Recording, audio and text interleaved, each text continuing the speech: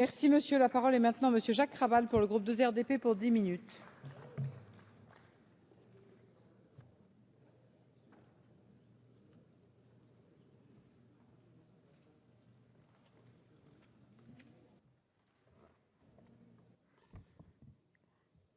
Madame la Présidente, Monsieur le Ministre, Messieurs les Présidents des Commissions de développement durable et des affaires économiques, Madame et Messieurs les rapporteurs, mes chers collègues, le projet de loi que nous examinons ce soir a un objectif que nous partageons tous, celui de renforcer la prise en compte du développement durable, la lutte contre les risques écologiques et la protection des salariés dans le Code des transports.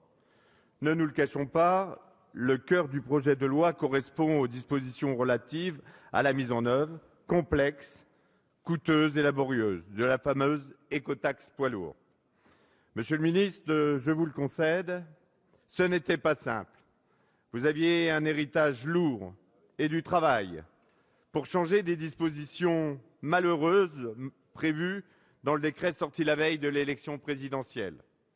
De cette écotaxe devrait s'inscrire l'édifice à bâtir d'une fiscalité écologique vertueuse pour changer les comportements des acteurs économiques et de nos concitoyens.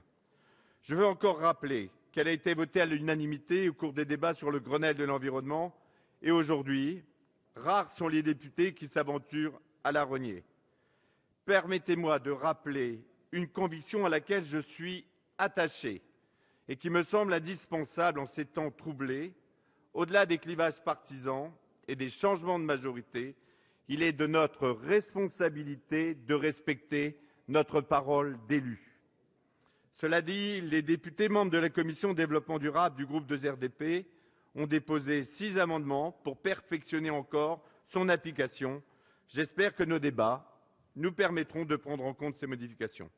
Les autres parties du texte sont principalement des clarifications juridiques des règles de droit avec des transcriptions des directives européennes et de règlements.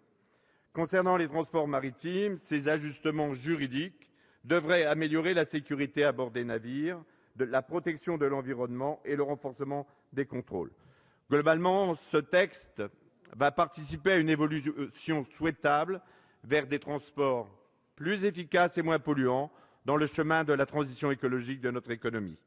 Monsieur le ministre, nous vous l'annonçons immédiatement, les députés du groupe radical, républicain, démocrate et progressiste saluent votre travail. Sachez d'ores et déjà que nous ne mégoterons pas, ni ne négocierons notre soutien et notre vote. Venons-en au cœur du texte. Le mécanisme de la majoration des prix du transport pour la mise en œuvre de l'écotaxe poids lourds. Rappelons-nous d'abord, et je l'ai dit tout à l'heure, le travail effectué par l'ensemble des parties prenantes, du Grenelle de l'environnement, les associations, les ONG, les experts, les parlementaires, les acteurs économiques. Comment pouvons-nous oublier tout cela? L'écotaxe poids lourds, c'est au départ, il n'y a pas si longtemps, un engagement collectif et unanime de la part des parlementaires comme de la société civile. C'était la belle époque où l'ensemble de nos collègues de droite avaient encore des convictions écologiques affirmées. Et là, pardonnez-moi de le dire, sans aucune polémique, les masques tombent. Croyez bien que je suis peiné et ce n'est pas avec plaisir que je dénote ce changement d'attitude. Nous aurions besoin de tout le monde pour s'engager dans le développement durable. Au groupe 2RDP, nous nous réjouissons, Monsieur le Ministre, des efforts effectués pendant le Grenelle pour la transformation écologique de notre société et nous comptons bien les prolonger au cours des prochaines années, conformément aux engagements du Président de la République. L'engagement du Grenelle sur l'écotaxe était que la prise en compte de cette écotaxe dans le tarif des transports soit à la charge des utilisateurs selon le principe de l'utilisateur payeur, pour préserver la compétitivité de nos transporteurs routiers. Restait à savoir comment organiser les modalités du mécanisme de répercussion. Je ne reprendrai pas les critiques fortes sur l'ancien décret. L'article 7 de loi le remplace avec bonheur. Ce n'était pas simple et le dispositif proposé n'est pas la perfection, nous en sommes bien conscients et nous espérons qu'il pourra encore être amélioré. Les contraintes étaient lourdes, mais en concertation avec les acteurs socio-professionnels, vous y êtes parvenu, Monsieur le Ministre, à la majoration forfaitaire et au moins mauvais compromis possible, comme disent certains. Nous avons tous ensemble entendu des craintes de la part des coopératives, des grossistes, des déménageurs, des entreprises qui font du transport en compte propre, des élus qui anticipent des reports sur certaines routes. Vous avez entendu, comme nous, et au cours des débats parlementaires, que ce soit à l'Assemblée comme au Sénat, dans les différentes commissions, des amendements successifs ont été adoptés pour prévoir, puis compléter le fameux rapport d'évaluation du mécanisme de majoration. Aujourd'hui, dans le texte que nous étudions, ce rapport, c'est plus de la moitié de cet article 7. À ce propos, je tiens à souligner l'apport décisif de mon collègue Joël Giraud en commission des affaires économiques, comme l'a fait tout à l'heure Fabrice Verdier, notre rapporteur pour avis, par un sous-amendement adopté à l'unanimité à un amendement du rapporteur pour avis.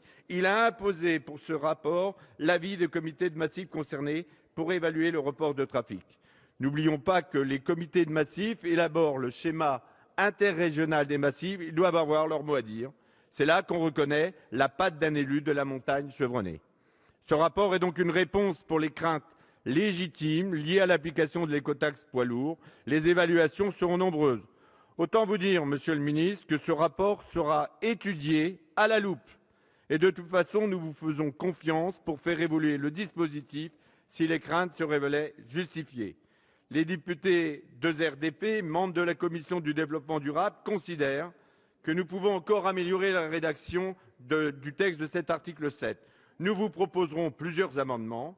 D'abord, un amendement pour conditionner l'application de la majoration forfaitaire au paiement de l'écotaxe sur le transporteur. Il nous paraît plus simple de ne pas prévoir la majoration du prix des transports s'il est incontestable qu'aucune taxe n'a pu être acquittée par le transporteur. Nous avons également un amendement pour les transporteurs qui utilisent les reports modaux, comme ça a été rappelé tout à l'heure. Dans sa rédaction actuelle, le projet de loi pourrait avoir comme conséquence un désavantage pour les services multimodaux qui sont en concurrence directe avec les services exclusivement routiers. Ainsi, il pourrait aboutir à des conséquences inverses des effets recherchés, compte tenu de l'incidence minime sur le produit de l'écotaxe, seulement 2%. Il nous a semblé opportun de ne pas créer cette distorsion de concurrence. Enfin, il y a le débat sur la taxe à l'essieu. Nous vous proposerons 2 amendements. Un premier pour la supprimer et un second de repli pour demander un rapport d'évaluation sur son articulation avec l'écotaxe poids lourds. Il nous semble qu'il y a un véritable risque juridique de double taxation pour le même objet. Certes, le réseau routier est strictement délimité pour l'écotaxe poids lourds.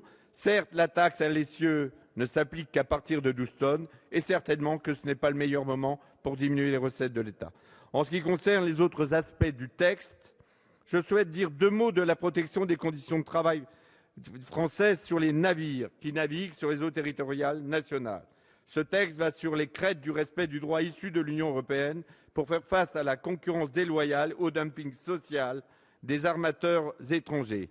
C'est un premier pas nécessaire pour sauvegarder l'emploi maritime, même si nous savons que cela ne suffira pas. Car dans le secteur des transports, comme dans d'autres secteurs, nous ne parviendrons pas à une concurrence équitable sans une Europe sociale digne de ce nom. Donc, à la lumière de cette attente, permettez-moi de vous dire au nom du groupe 2RDP, et je pense en particulier à mon collègue de la Commission développement durable, Olivier Falorni, que nous saluons et soutenons les efforts de la protection de l'emploi maritime du gouvernement pour réduire ces distorsions de concurrence à l'intérieur de l'Union européenne qui minent notre économie.